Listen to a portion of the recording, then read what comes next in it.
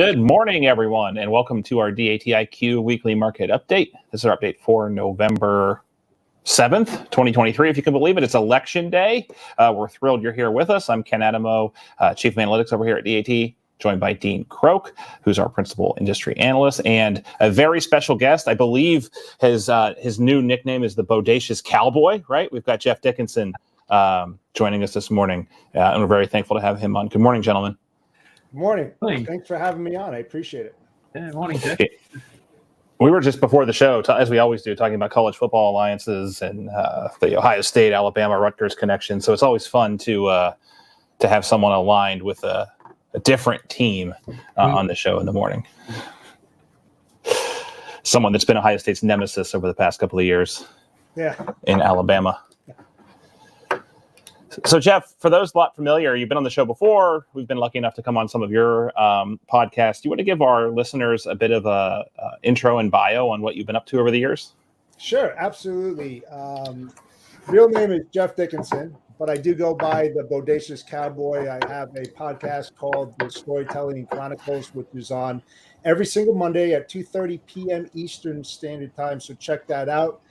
My background is about 40 years old. I started out stocking shelves, driving forklifts, running a few trucks on local deliveries. And from there, I started up a 4PL operation for Ford Motor Company, worked for Panasonic of North America, Hitachi Ltd, Konica Minolta Medical Imaging, and spent a little bit of time as an account executive for local 3PL. And I started my business up in 2019, which is RGTX Logistics Solutions. Awesome. Well, thank you for joining us. We're going to get to our market update because we got a lot of questions, I'm sure, and it's great discussion for Jeff. If you have any questions, drop them in the chat or comment section below. We'll get to those towards the end, but we're going to jump right in so we can bring Jeff back here in a few minutes. So let's do that. So our key trends, spot rates are up seasonally. I would not say it's anything spectacular. Still very rough out there for carriers, for brokers. Pretty much everyone but shippers are having a pretty rough time at the moment. Seasonal reefer load post volumes start to heat up a little bit more so than in prior years. Dean will go through this.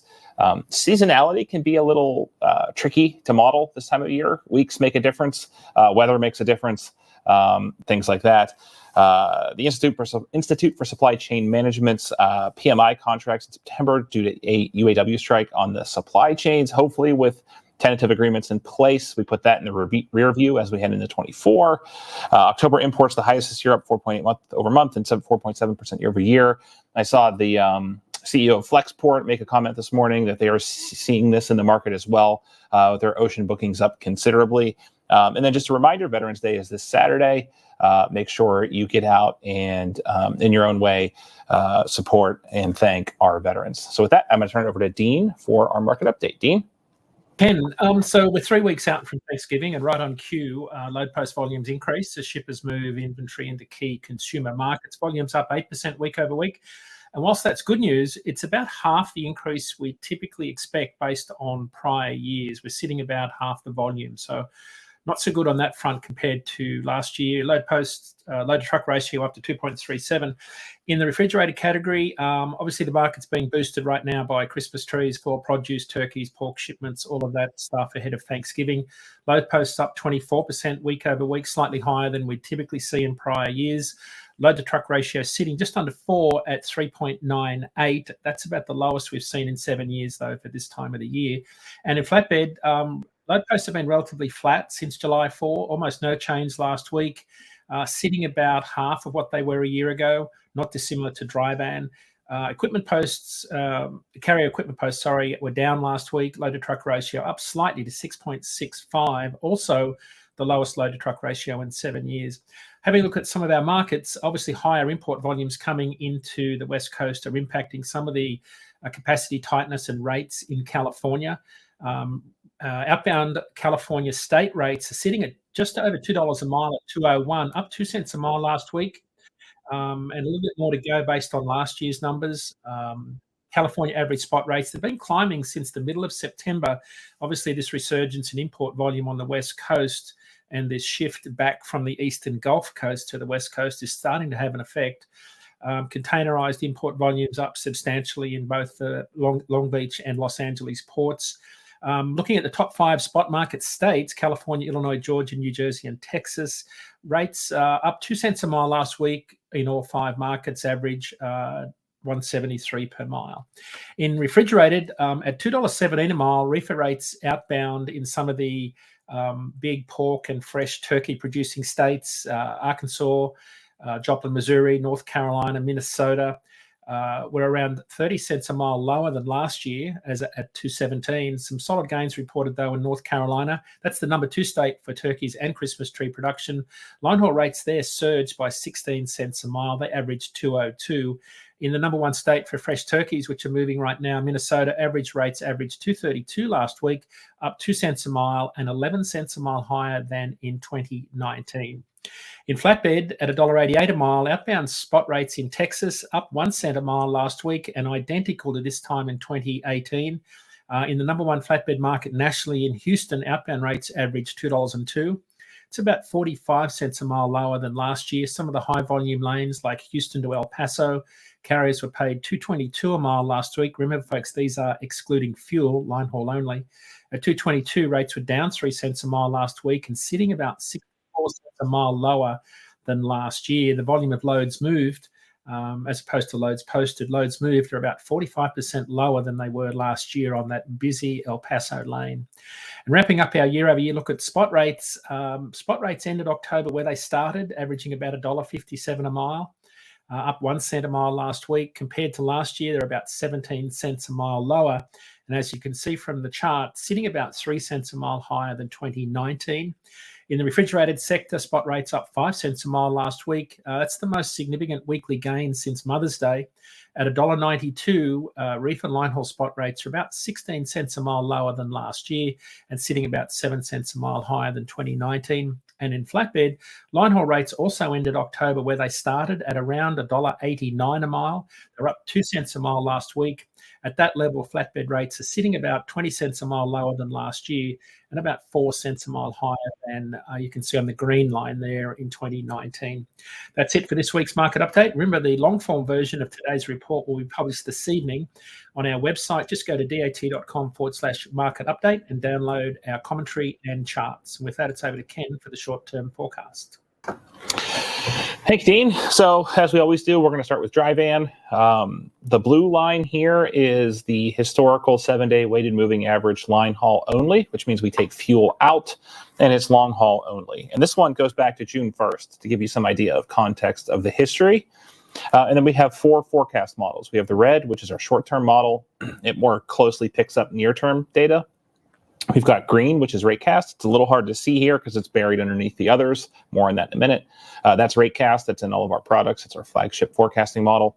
And then you have yellow and gray, which are different intermediate models that kind of temper the difference between long and short-term data. And what you can see is there's really a lot of model agreement here, especially amongst everything but the short-term model. This is when seasonality really starts to kick in, and those 3 forecasting models are picking up on that. The short-term model isn't so sure. I think it's seeing a lot of the weakness that we've been experiencing over the last several months, and isn't really buying the fact that we're going to go up as much as the other model is suggesting. It's important to note, this is about a 10.5 cent trading band that you're seeing here. So these aren't incredibly large swings in rates, but I think they would be important given how low the market has been recently. We're going to slip ahead to reefer, which is everything's the same here. All the colors mean the same thing. It's just for refrigerated capacity. And you can see pretty much model agreement across the board.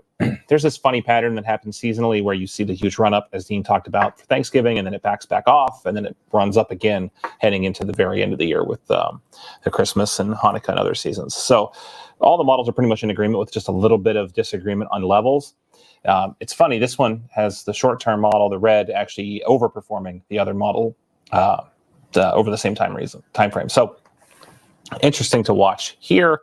And then lastly, our boring models for the moment, which is flatbed, has everything pretty much identically flat, which is apropos given the name, and not much. There's only like a 1 or 2 cent trading difference between these models over the entire 35-day forecast horizon. So that's our short terms for the week. We are going to kick it over to Dean and bring Jeff back for our question of the week. Yeah, thanks, Ken. So, Jeff, on our Sales Chatter show about a month ago, we were talking about carriers, and you had some comments about how carriers fire themselves. I was intrigued by that. So we thought we'd get you back on and talk about some of the advice you've got for carriers as they work through this soft freight market. Yeah, and I appreciate that, Dean, and I remember that comment well. It's something that I believed in for a few decades now. Carriers, when I say carriers fire themselves, if carriers agree to something and they don't commit or they don't live up to the standards or the requirements in which you need them to do, I'm not going to fire them. They're going to fire themselves because the emotion is taken away from the business itself, and I'm going after data. I'm looking at the data of what they're doing, what they're not doing, and why. And if they don't have, a good reason as to why they're faltering, well, then I'm going to move on to someone else. It's like the 3-strike rule. There's an act of God, which are the exceptions, which you and I don't have control over. And then you have the exceptions that are acceptable, that, are justified. And those are the things that are the things you must look at, especially if you're running a fleet or you have a large operation that you need the carriers there to be for you. So, Jeff, it doesn't get a lot of airplay, right? This idea that what carriers do to let themselves down, because most of the oxygen is sort of sucked out of the room when it comes to carriers talking about how poorly they get treated, how low rates are. If you just follow the social media, so how prevalent is it from your perspective that carriers do this in terms of a service failure? Yeah, it all starts, unfortunately, with the shipper. The shipper is basically dictating the rate because you as a broker or as an asset carrier are going back to the shipper with your rate in which you can do that lane for. Now, they're either going to accept it or reject it. In most cases, especially in this soft market, you know what they're going to do. They're going to drive to the bottom and they're going to try to get the cheapest rate. But the one thing that they fail to understand, which is highly critical, is that they're shrinking their corral of carriers. The loyalty is gone out the window, especially for incumbent carriers that have been doing business with a shipper for a long period of time. And then all of a sudden they let them go or find a cheaper service provider. Well, the next time that they get into a bind and they go back to the incumbent carriers because the other carriers that filled that void are long gone.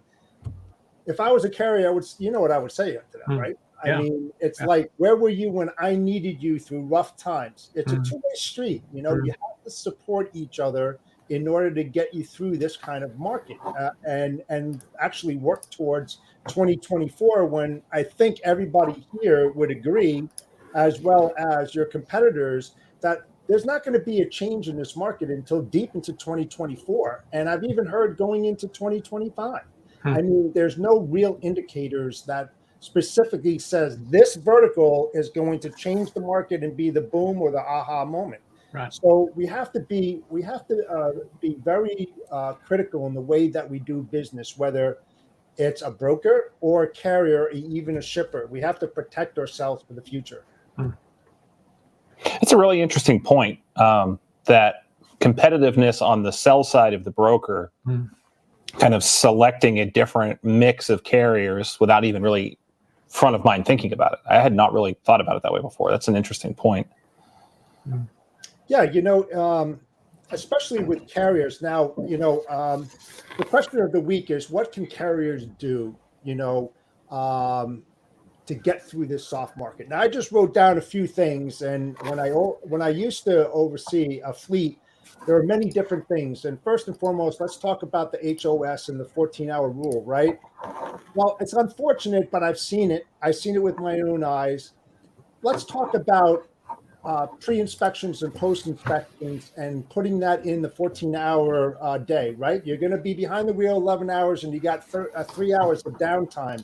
Whether you're leaving from a cross dock or going to a consignee, those are the times, the critical times that drivers should walk around their vehicles and do a visual on what's broken, what's not, creating a list, because all of that's going to add up. You don't, when you drop a trailer, don't drop it for the next driver that's going to pick it up and let him handle it. Right. You know, write down that, get back to your dispatcher saying this trailer number, blah, blah, blah, has a bad rear tire inside, you know, all these different things, turn signals. These are the kind of things that are going to not create downtime and keep those assets moving.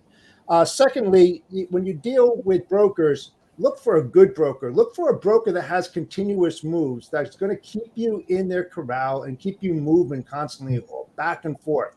That's how you're going to make profit. You may not make a lot of profit, but your wheels are going to keep turning and you're going to keep them busy. Make sure that your PMs are up to date. A lot of them try to squeeze the money out. Really bad idea, guys. Really bad idea. It could cause accidents. It could cause many different issues, and it will cost you more in the long run if you don't do your periodic maintenance on your vehicles, both trailer and power units. Don't look to make a killing as far as pricing. You're trying to set yourself up for 2024, not now. This market is dead. It's dead. You know, you can't sell freight when there's no freight to buy. You know, that's just you know, that's what's happening in this market. So what you want to try to do is keep yourself afloat, keep your wheels going. A truck is no good when it sits. You get too many problems with it when it's not being used. So, you know, try to figure out what's best for you. Everybody is different in the industry on the carrier side. So find that broker, find the geographical area, the lanes that you want to really knock out, fits in your wheelhouse, and try to find that. It will be highly beneficial for you. Let's see what else I got here. Watch your speed. Watch your speed and try to save fuel. I said that to a lot of my guys when I was at Ford. You know, don't idle your vehicle for a long period of time. It burns gas like there's no tomorrow. In New Jersey, we have a no idle law. Right. It would be great if a lot of other states did that, because it will save carriers a lot of money in fuel, having their truck just sitting there idling for hours on end. Right. But those are just a few things. And also one more thing, side skirts you can get to deflect air to make your vehicle more aerodynamic, which will save on the fuel as well. And then you got the rear curtains as well that you can open up that will deflect the air and keep you moving at a nice speed.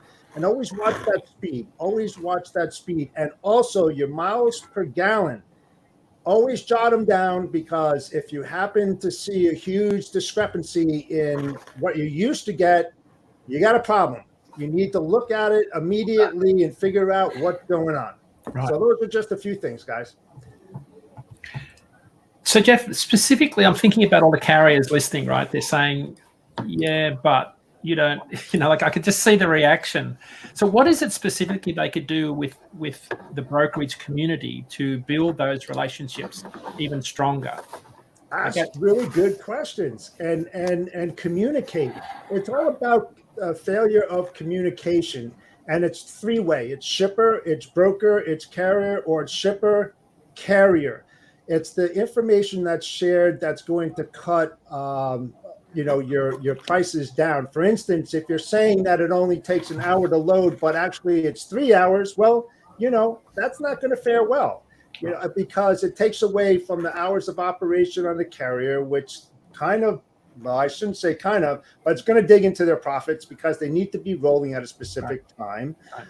Make sure that the information about the specific lane and the customer is shared with a broker. And if you're a broker, make sure that information is, that the way that it's given to you, you give it to your carrier. Don't change it up and make it better than what it seems, because that carrier is not going to work for you if you BS them. Right. Don't do that. Right. You know, share the information, be totally transparent. Don't try to rake anybody over the coals.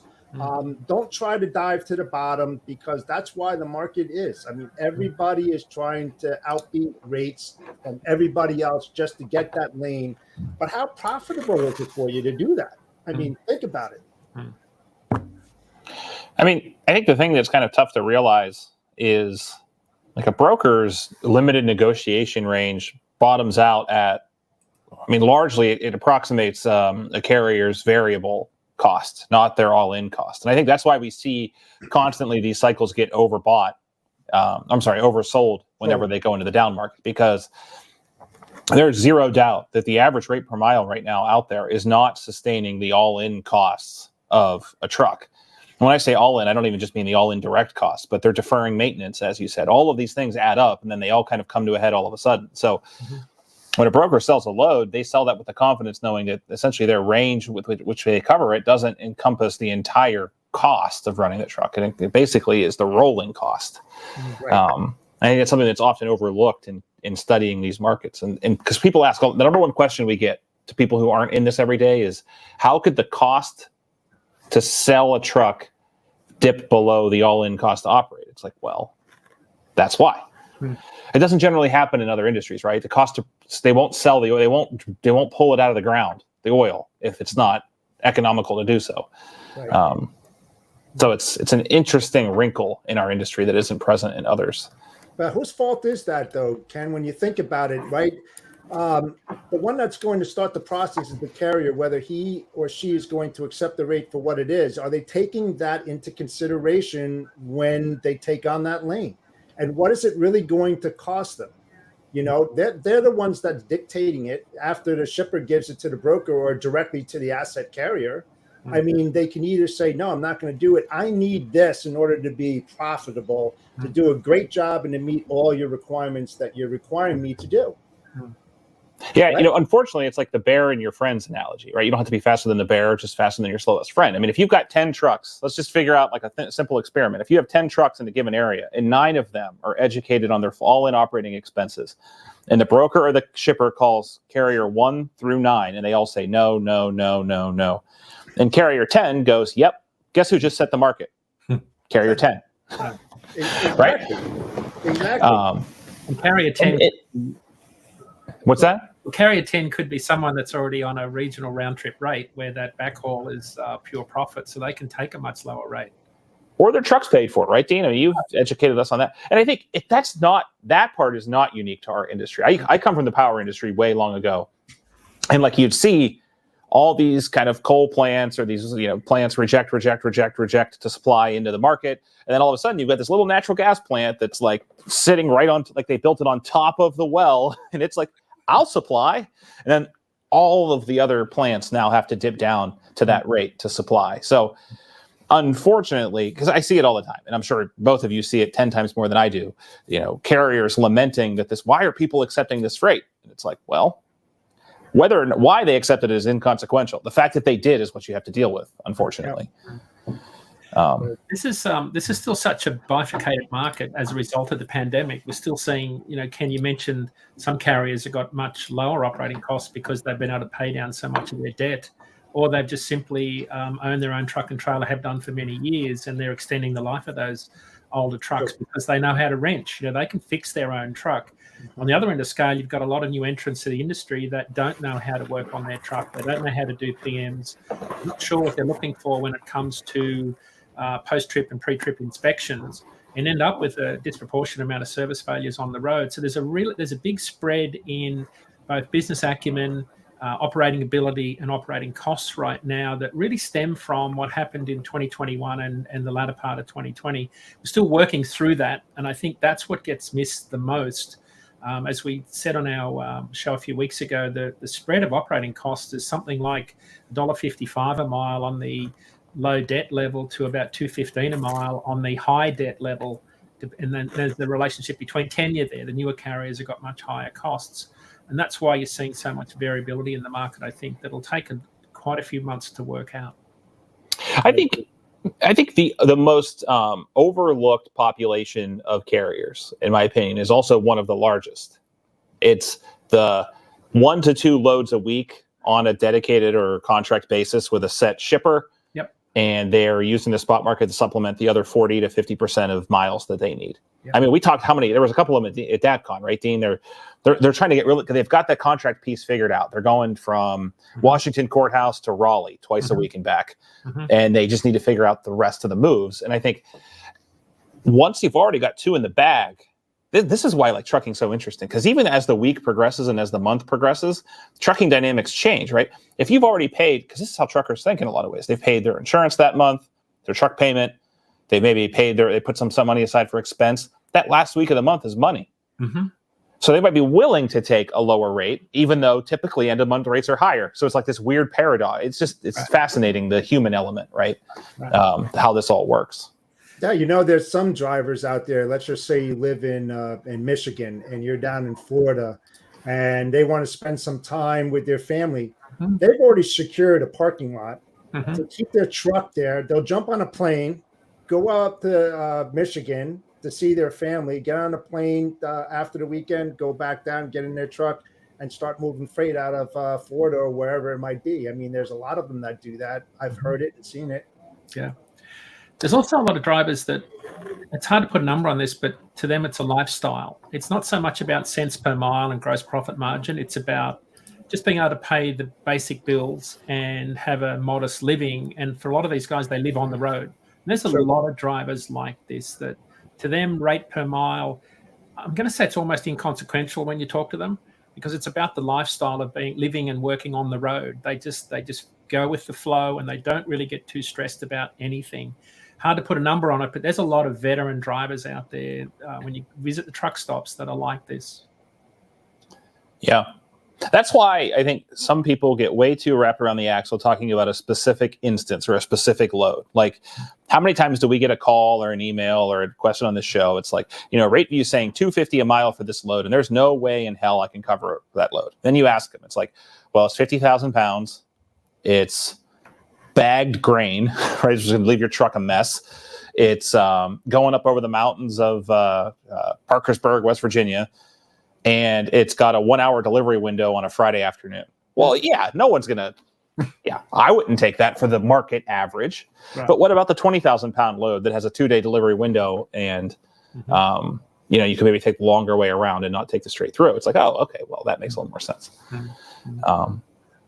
So there is, these distributions aren't tight, is I guess my point in a lot of cases, right? There's a lot of underlying variability whenever we say $250 a mile. Well, some of that freight's moving for $1.90. Some of it's moving for $5 a mile, Well, you also, let's just say if you're going to the big box dealers, or you're going to a food distributor that keeps you there all day long, that's going to lock your assets up for hours on end. I mean, that's all going to be contributable to the rate that you're going to give them, because your asset's going to be down for a while.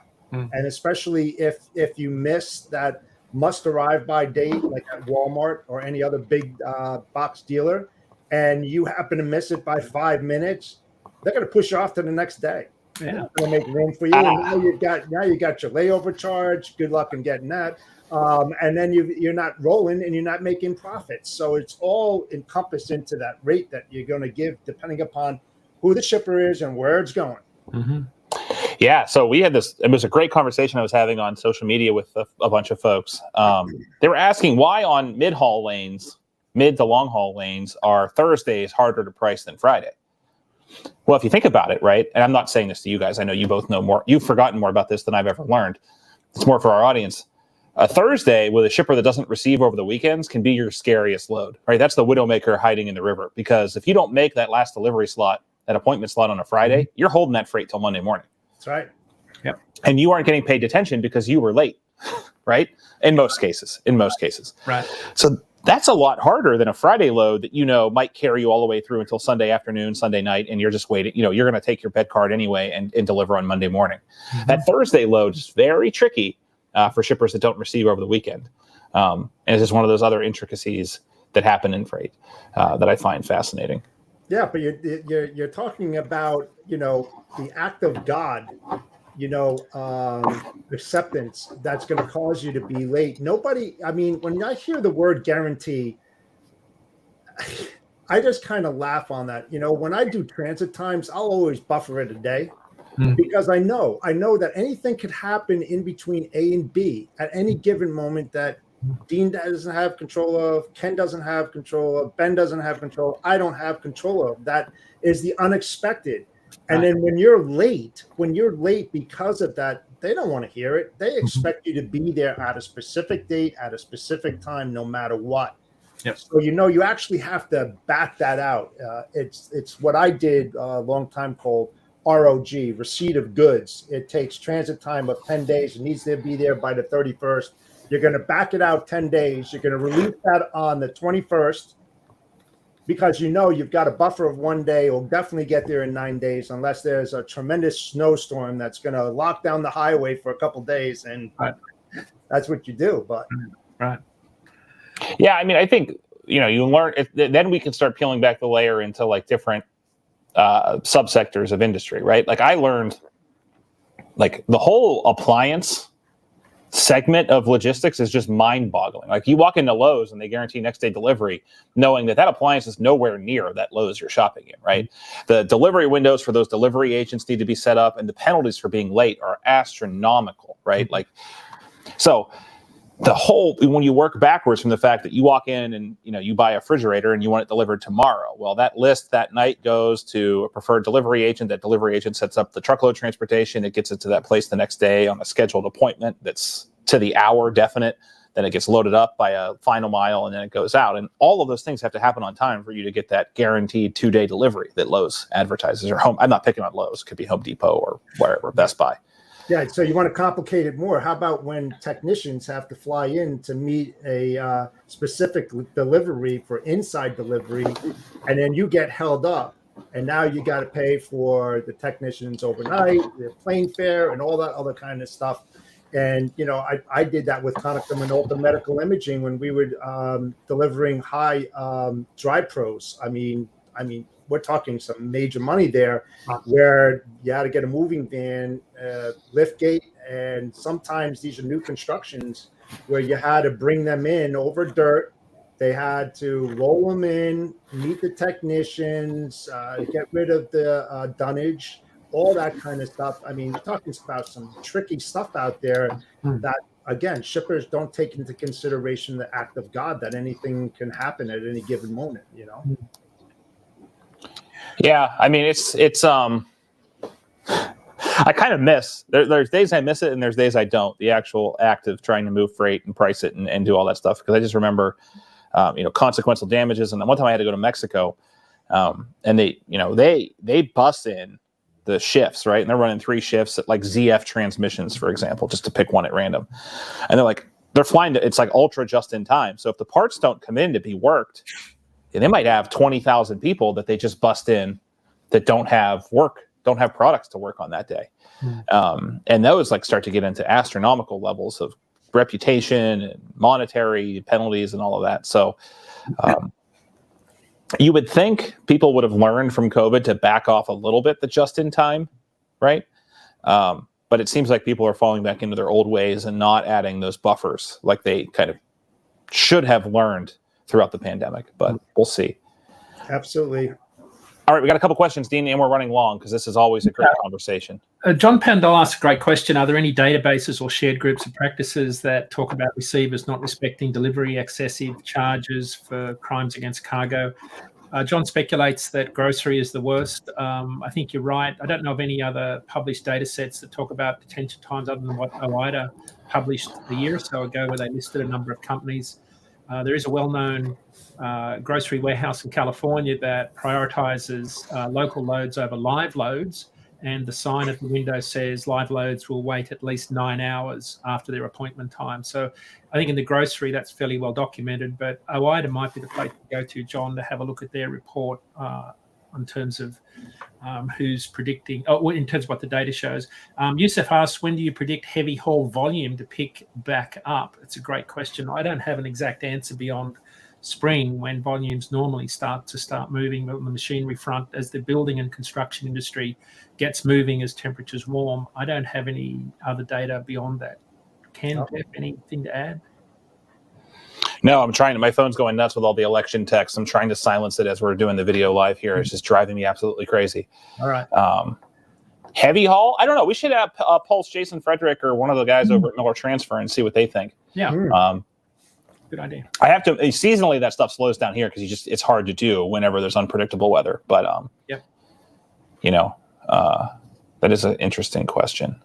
It is. All right, let's get to some plugs. We're running super long here. Yeah, Jeff and I'll be on Sales Chatter tomorrow, 10:30 a.m. Eastern. Landline Now tomorrow night, 7 p.m. Sirius XM, channel 146. I'll be on Radio Nemo on Sirius XM with Jimmy Mack Thursday morning. Don't forget the current podcast with Freight Vine.